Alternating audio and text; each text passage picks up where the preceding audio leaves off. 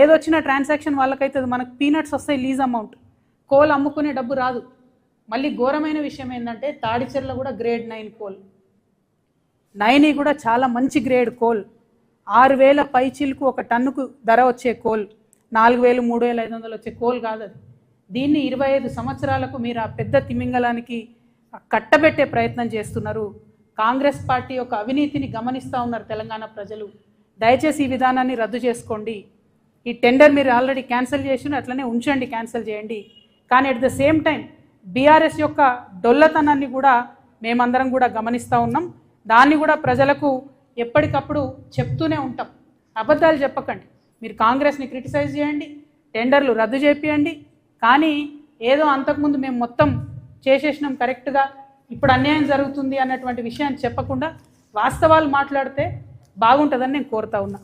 ఇక గుంటనక్క గారు ఏం చేసిర్రు, నేను బట్టి విక్రమార్క గారికి రాయను కానీ కిషన్ రెడ్డి గారికి రాస్తా అని చెప్పారు.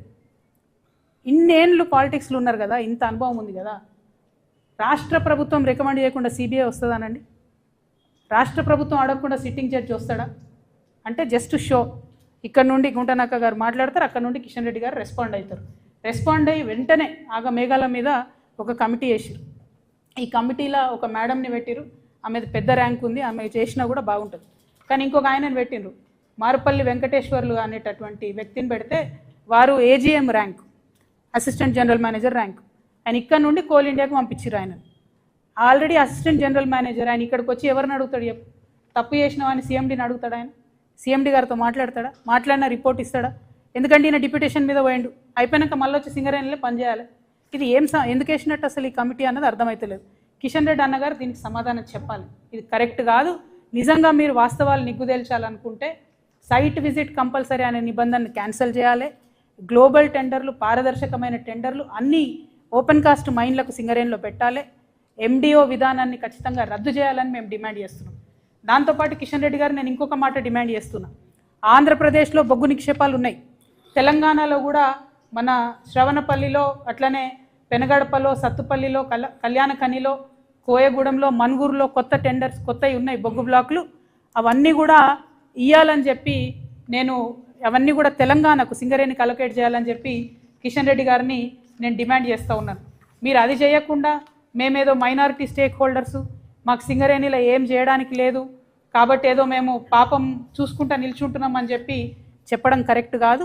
కోల్ ఇండియాలో ఉన్న అనేక విధానాలను కోల్ ఇండియా కన్నా బెటర్గా మరి కార్మికుల విషయంలో పర్టికులర్గా సింగరేణిలో మేము ప్రయత్నం చేసి ఇప్పించుకోవడం జరిగింది.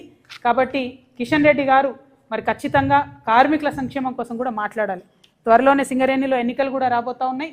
మరి అధునాతమైనటువంటి ఫార్మసీలో మందులు కావచ్చు, హాస్పిటల్స్ మంచిగా చేయడం కావచ్చు, పెండింగ్ ఉన్నటువంటి ఆఫీసర్స్ బిల్లులు కావచ్చు, పెండింగ్ ఉన్నటువంటి కార్మికుల బిల్లులు కావచ్చు, పెండింగ్ ఉన్నటువంటి రిక్రూట్మెంట్స్ కావచ్చు, ఇవన్నీ కూడా మరి కిషన్ రెడ్డి గారు దగ్గరుండి ప్రయత్నం చేసి సింగరేణి కార్మికులకు ఇప్పియాలని కూడా నేను కోరుతా ఉన్నాను. మరి ఒకటి కాదు, రెండు కాదు, బీఆర్ఎస్ హయాంలో కూడా ఇదే నిబంధన వేరే వేరే డాక్యుమెంట్స్లో ఉండే అని చెప్పడానికి ఇవన్నీ సింగరేణివే, వేరే వేరే కాదు, ఇవన్నీ ఉన్నాయి. ఇవన్నీ దాచిపెట్టి మరి బీఆర్ఎస్ పార్టీ మాట్లాడడం అన్నది కరెక్ట్ కాదు. ప్రధాన ప్రతిపక్షంగా ఉన్నప్పుడు మీరు ప్రజల పక్షంగా ఉండాలి తప్పితే కాంట్రాక్టర్ల పక్షాన ఉండకూడదు. ఇది కరెక్ట్ కాదని చెప్పి నేను మీకు కోరుతా ఉన్నాను. మరి దీంతోపాటు నిన్న మొన్న నేను ప్రెస్లో చూసిన మా మహేష్ కుమార్ గౌడ్ గారు మా నిజామాబాద్ కాబట్టి ప్రేమతో అన్న అని పిలుస్తున్నా. కాంగ్రెస్ పార్టీలు ఉన్నా కూడా అన్న అని పిలిచే వ్యక్తులలో ఆయన ఒక్కరు కాబట్టి మహేష్ కుమార్ గౌడ్ గారు చిట్ చాట్లో చెప్పిరని విన్నా. నేను స్వయంగా ఆయన బయట అయితే చూడలేదు.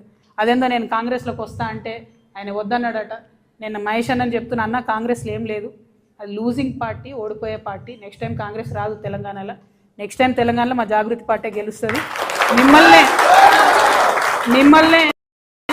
మిమ్మల్నే మహేష్ కుమార్ గౌడ్ గారిని నేను జాగృతిలోకి ఇన్వైట్ చేస్తున్నా. మీకున్న ఎక్స్పీరియన్స్తోని మీకు మంచి పోస్ట్ ఇస్తామన్నా, నేషనల్ కన్వీనర్ ఇస్తాం, మీకు మంచి పోస్ట్ ఇస్తాం. మీరే రండి. మేము చాలా సీరియస్ పొలిటికల్ పార్టీగా చాలా పెద్ద ఎత్తున ప్రజల వద్దకు వెళ్తాం. భగవంతుడి దయతోని, ప్రజల దయతోని తిరుగులేని రాజకీయ శక్తిగా ఈ రాష్ట్రంలో ఆవిర్భవిస్తాం. కాబట్టి మీరు నన్ను బద్నాం చేసే ప్రయత్నం చేయొద్దు. నేను వస్తాను కాంగ్రెస్ పార్టీలోకి మీకు చెప్పడం, మీరు వద్దనడం, ఇవన్నీ మీకు కలవడ్డది కావచ్చు అన్న. ఏమనుకోతే ఎవరికైనా చూపించుకోరు, జర బొట్టు గిట్టు పెట్టించుకోరు. నా రిక్వెస్ట్ ఏంటంటే ఇటువంటి ప్రయత్నాలతోని నా వ్యక్తిత్వాన్ని దెబ్బతీసే ప్రయత్నం చేయొద్దు. మేము మంచిగా మా పార్టీ తయారు చేసుకుంటున్నాం, విధి విధాలను తయారు చేసుకుంటున్నాం, కమిటీలు వేసుకున్నాం, మంచి జోరుదారు తయారీలు ఉన్నాం మేము. అంతేగాని ఎవరి కోసం వెయిట్ చేస్తలేం. సమయం వచ్చినప్పుడు ఖచ్చితంగా ముందడుగేస్తాం, సమయం సందర్భాన్ని బట్టి ముందుకెళ్తాం. ఇటువంటి ప్రయత్నాలు చేయొద్దని కాంగ్రెస్ పార్టీ నాయకులకు మాత్రం నేను తెలియజేస్తూ, ఇక్కడున్న పత్రికా మిత్రులకు, సింగరేణి కార్మికులకు ముఖ్యంగా మేము మీకు భరోసా ఇస్తున్నాం. ఈ రాష్ట్రంలో ఎవరు కొట్లాడకున్నా హెచ్ఎంఎస్ తెలంగాణ జాగృతి సింగరేణి కార్మికుల పక్షాన నిలబడుతుంది, మెడికల్ బోర్డు కోసం కొట్లాడుతుంది, అలియాస్ నేమ్స్ కోసం కొట్లాడుతుంది, ప్రతి ఒక్క అంశం కోసం కొట్లాడుతుంది అని చెప్పి ఈ సందర్భంగా తెలియజేస్తూ మీ దగ్గర సెలవు తీసుకుంటున్నాను. Thank you. జై తెలంగాణ, జై తెలంగాణ. ఎస్ సారీ, మా రియాజ్ అన్న గారు నాకు పొద్దున్నే చెప్పారు, నేను చెప్పడం మర్చిపోయినా. నైని సైట్ చూడడానికి హెచ్ఎంఎస్ తరఫున ఒక డెలిగేషన్గా వారు అక్కడికి వెళ్తారు. మరి అక్కడ జరుగుతున్నది ఏంది, ఉన్నదేంది. ఒరిస్సాలో 2-3 మంచి సిస్టమ్స్ ఉన్నాయి. ఒక గుంటెడు జాగా పోయినా కూడా పర్మనెంట్ జాబ్ ఇస్తారు ఒరిస్సాలో. ఏ అంశంలో కూడా పోయినా కూడా ఆ సిస్టమ్స్ అన్నీ కూడా స్టడీ చేయడానికి హెచ్ఎంఎస్ తరఫున ఒక డెలిగేషన్ పోతుందని చెప్పి వారు చెప్పడం జరిగింది. ఈ విషయాన్ని తెలియజేయడానికి నేను చాలా సంతోషిస్తూ ఉన్నాను. Thank you. జై తెలంగాణ.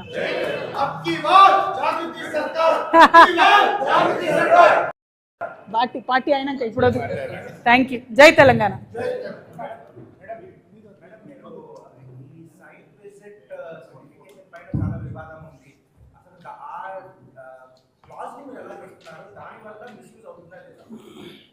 అంటే కొంచెము కోల్ అనేది కాంప్లికేటెడ్గా ఉంటుంది.